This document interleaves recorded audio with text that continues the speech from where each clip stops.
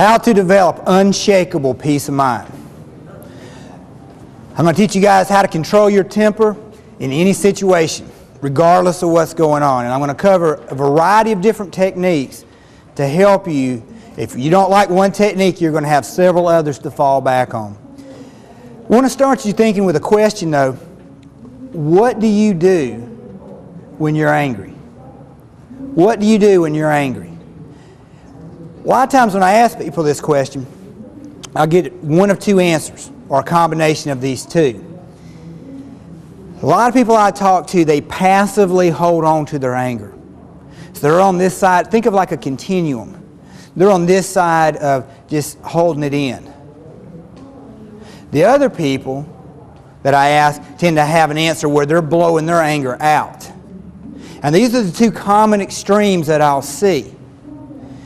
What do you do when you get angry? Historically, I used to have a horrible temper. People who know me now, they have a hard time knowing this, but my mother and brothers used to get a kick out of this when they found out I was teaching anger management. They said, "You're teaching this stuff?" Because they know how I used to be. And I used to have an anger that was out of proportion to what was going on. I never thought I was going to be able to get a handle on it. But as I started getting older and getting into this mental health field, I started realizing there is a better way. And I'm going to show you all this better way today through some of the things I've been fortunate enough to learn. Some through trial and error and hard knocks, but others from having good teachers.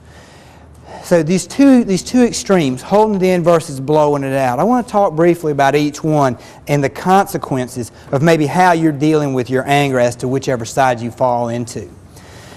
This holding in side. If you're one of these people who passively holds on to their anger, you are setting yourself up to have problems with depression and anxiety.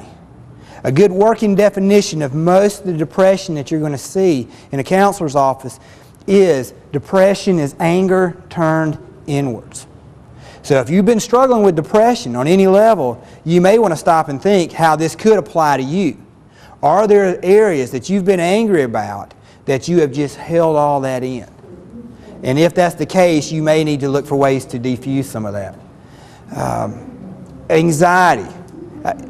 I've seen tens of thousands of cases of anxiety disorder, and I've never seen a case where the anxiety was not rooted in somebody who was passively holding on to their anger, almost like a pressure cooker, where they're just letting it build up and build up and build up, and then it eventually blows up into some kind of anxiety attack. Physical symptoms are always common with people who hold on to their anger, because if you're not expressing your anger, it has got to come out somehow. And common ways you're going to see it come out are through physical symptoms such as sleep disturbance, where you may have difficulty falling asleep, or you may have frequent awakenings where you're up and down throughout the night, or early morning awakening. That's where you want to wake up at 7, but you wake up at 3:42 and can't go back to sleep. The opposite extreme of that is called hypersomnia, and that's where you can sleep 10 to 18 hours a day and still feel tired and give out. Appetite disturbance is real common, either decreased in appetite with weight loss or increased appetite with weight gain. It can affect your energy level. People who passively hold on to their anger, either they report a low energy level where they just feel tired and give out all the time, or they may have an increase in the energy where they have like this restlessness, this physical agitation where they can't sit still, constantly got to be moving.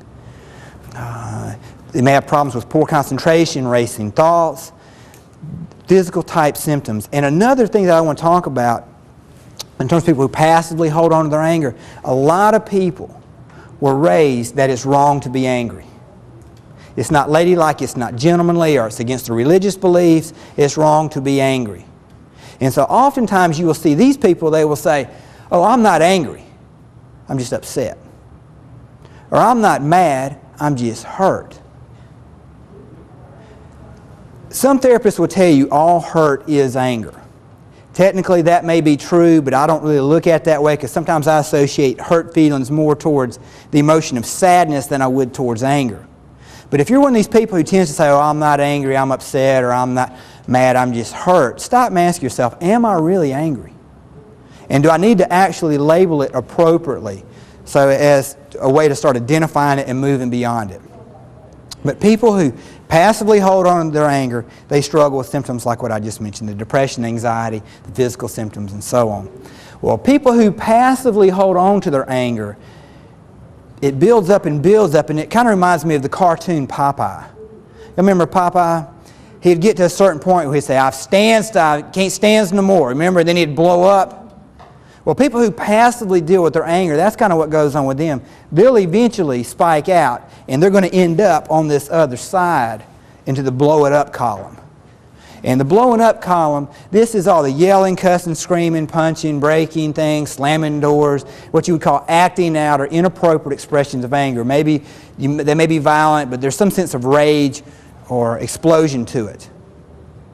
And a lot of therapists actually teach their clients to go out there and tell people off, or go out there and break something, you'll feel better. And they're basing that on, you're taking all that energy that the passive person's holding on to, and they're saying at least you're getting it out of your system.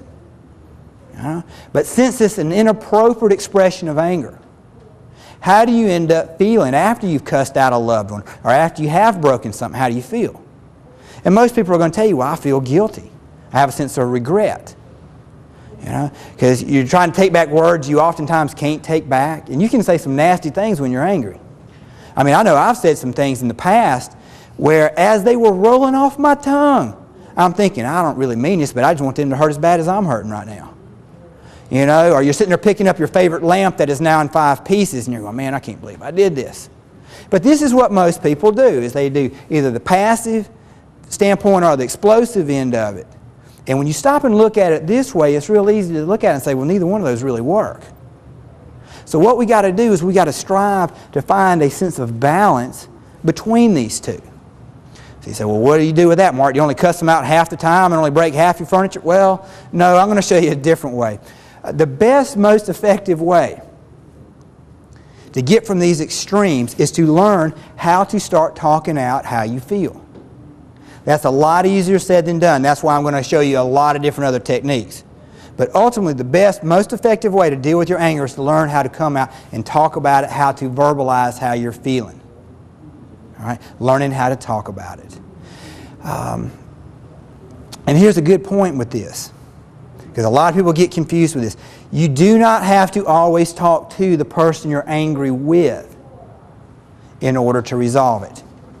Have you ever tried to talk to some people, and every time you talk to them, you ended up with 2 headaches instead of 1? There's just some people you can't talk to. They don't want to hear it, or they're not going to receive it. They're going to get defensive or hostile. Some people you're not ever going to be able to talk to. So thank goodness we got people like therapists or best friends or other people that we can turn to express your anger. So you don't always have to go to the person you're angry with, because sometimes we're angry with people who are no longer even living. Sometimes we're angry with people who hurt us when we were kids, and we couldn't find them even if we wanted to. So by having